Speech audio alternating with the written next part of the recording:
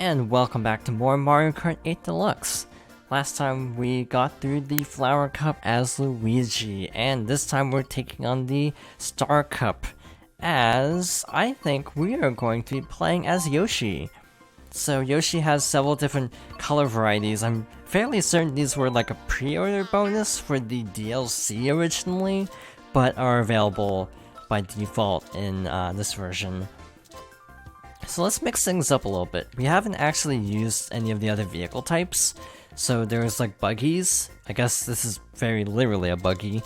But there's also motorcycles and like little scooters. Sure, let's try this.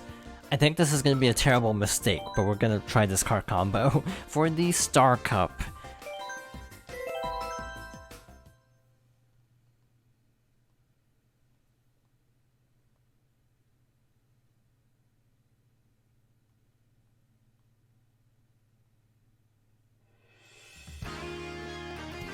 Alright, so Sunshine Airport.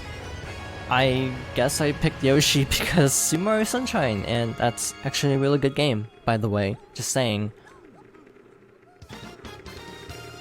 Wow, this does not feel like a very good vehicle. I feel like I'm a little over my head with this. But we'll make the best of it. I like how Baby Mario has a Yoshi-themed bike, because Yoshi's Island. That's a really good detail. I just noticed that just now, passing by Baby Mario. So this is an outside drifting bike, so it's a little weird. I did not realize this. I think this bike's had an exclamation point on the selection screen, or at least one of them did. Which means I haven't actually used it at all, which I guess that would explain why I feel like I don't think I ever have. This is a new item called the Super Horn. So also I never mentioned that holding X looks behind you, which is really good for lining up shots backwards. So if you press L or Z, L while holding an item like a shell, and are holding a direction, you can throw it backwards. So like with the Bob-omb, you can throw it backwards if you're holding backwards on the control stick while throwing it. So the Super Horn can destroy any incoming items, specifically blue shells, meaning it's very rare and very overpowered if you can get one. The most amazing thing is when you're about to get hit by a blue shell, like you can see it coming towards you on the map, and then you get a Super Horn. That's like the most like clutch moment. And watch this. Also, lightning can destroy the Super Horn, so that's a bit of a problem when you do have one. Blooper covers up your screen. Nice attention to detail. If you look behind you, there's no ink because it hits at a very specific. It basically hits the screen like facing. So like if you're looking behind you, there's no ink back there because the direction the blooper was facing. I don't know, that's a really minor thing that I just think is really neat as a, again, attention to detail thing. Yeah, this game is so pretty.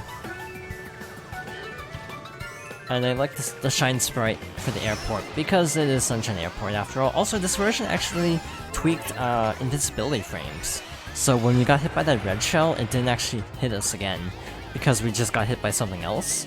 I'm pretty sure that was a major improvement from older games, because you could kind of get comboed pretty badly at times. So on the whole, not a bad first race. Definitely not my preferred vehicle of choice, but could be worse.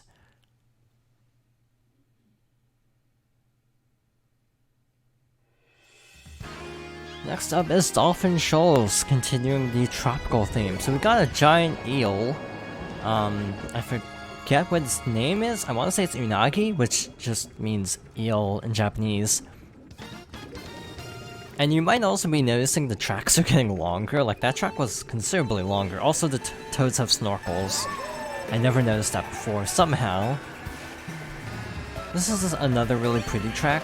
I like the water levels. The water doesn't affect too much in terms of control, but It's just mostly for like visual variety, I'm pretty sure. There might be some differences in how they handle, but I've actually never noticed.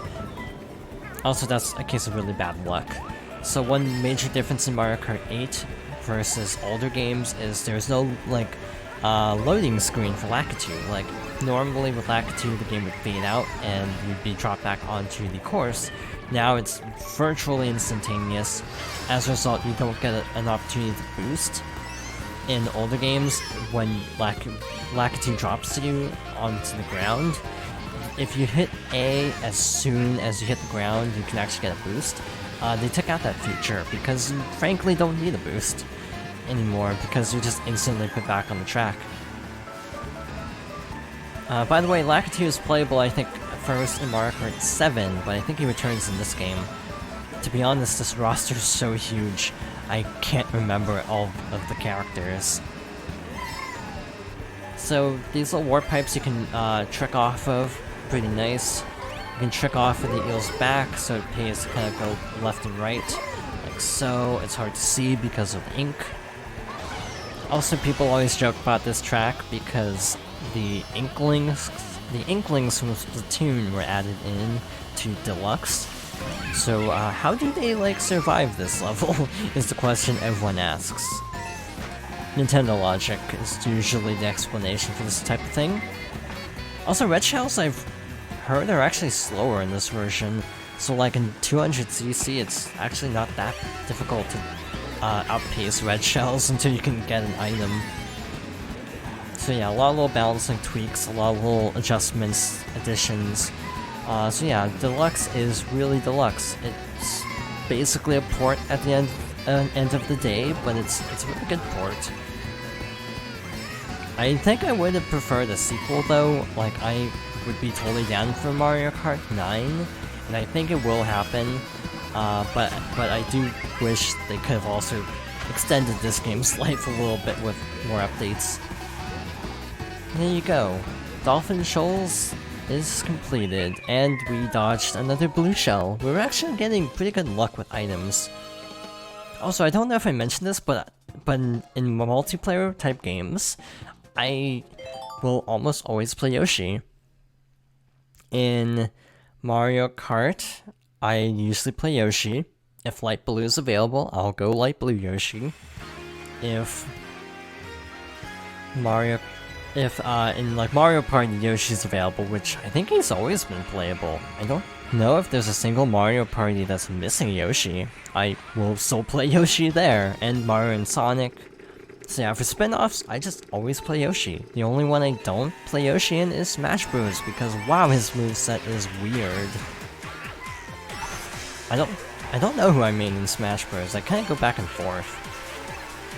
So Electrodrome, which is frequently mispronounced because it looks like Electrodome on a quick glance. It has an upper path and a lower path. I don't know which one is faster, as per usual. I didn't really look up any of this stuff. To be honest though, a lot of the different paths don't really have that many differences in terms of overall speed. So that's Boo. King Boo is actually another added character. So there's a bit of irony if King Boo gets stolen by Boo. So yeah, the new characters are King Boo, two Inklings, Link, not Isabelle, she was in the DLC. Who was it? There's King Boo. I think Bowser Jr. actually. I think it was only Koopalings originally. I might be completely misspeaking though. I know, yeah, two Inklings and King Boo definitely were not in the original. So maybe I should just leave it at that since I don't actually remember. So yeah, that's the typical Mario Kart experience of just getting repeatedly hit by different items and then dropping out first place. It's worse online because then not only do you drop out first place, because everyone is so much better, there is a very realistic chance that you can drop all the way down to like 9th. Like that has happened to me in online matches before where I will drop all the way down to like last place from getting hit by a couple items. AI battles, not much of a risk of that happening. Well, that was unfortunate. We might actually lose this race, because I am playing really badly. Also, I meant to take the different pathways. I don't think I actually did. So that's how a blue shell can actually work in your favor, and how braking can help you. Because I actually braked a little bit to avoid getting caught in the blast, since there is a distinct blast radius that can slow down other people as well. So one viable strategy— wow, I'm actually gonna lose this one. One viable strategy is to intentionally slow down so that someone else will get caught in the blast. Yeah, I'm actually gonna lose. Am I? Nope, made it. Barely. That was way too close. But so far, haven't lost a race. To be fair, second place really isn't losing, because you still get 12 points, so like, you can very easily still get gold if you get like second or third place, since it is about overall scores. So this is Mount Wario. This is probably one of my favorite tracks, and continues a tradition from either Mario Kart Wii or Mario Kart 7. I don't honestly know which one did this first. I want to say there's a downhill course in Wii that's One Direction, but I don't remember for certain. But Mario Kart 7 definitely had tracks that are not circuits. They're just kind of one lap type races. So as you'll see, the circuit doesn't connect. We're just going down a mountain. So once we hit a certain point, we'll hit a checkpoint that's basically like a lap. There's a neat little shortcut right there, so that's lap 1, or like first checkpoint. I totally botched that jump right there. Didn't hit the ramp, so we're going down water. Wario Dam. So yeah, this is like a really cool track. There's only one part I don't like, and that's coming up pretty soon. I just like the dynamic tracks that are not like 3 laps and you're done. This whole like one continuous course is just a nice little bit of variety. They also don't do too many courses like this, so it doesn't overstay its welcome. There's actually a glide panel in those trees. It's really hard to see, and you need a mushroom or some kind of boost to get through. So this area really sucks in 200cc, and is kind of a run killer. Because if you hit a tree in the 200cc, it's very easy for other racers to catch up to you. So yeah, I kind of trying to get 3 stars in 200cc kind of changes your appreciation for certain tracks. Like this one is just not great because of how easy it is to just clip a tree and lose all your momentum. On 150, it's kind of amazing how easy it's turning out to be. I mean, I say this as I almost lost the last race, but it's surprisingly not that bad so far.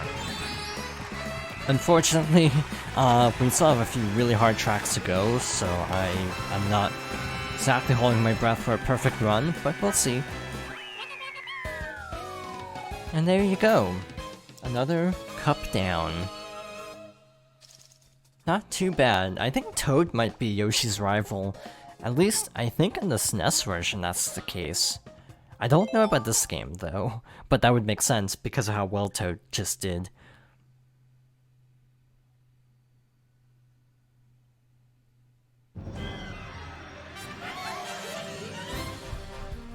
Also, the fact that you, like, start out, like, going off, like, some kind of helicopter, and then just go all the way down to, like, a village, it kind of gives... Not the helicopter part, that's the wrong game, but it kind of gives the whole downhill part to a village reminds me a little bit of Sonic Adventure 1 with Ice Cap, which also might be a reason I like it, because I like Sonic Adventure 1. I know it's not a perfect game. Also, last time I accidentally skipped the very end of the cutscene, so oops, I apologize for that. I should trigger finger or something. Also, Ludwig did not do well. Anyway, that is the Star Cup. So, next time we only have one main cup left, the Special Cup. So, Thank you for watching, and I hope you'll join me next time for more Mario Kart 8 Deluxe.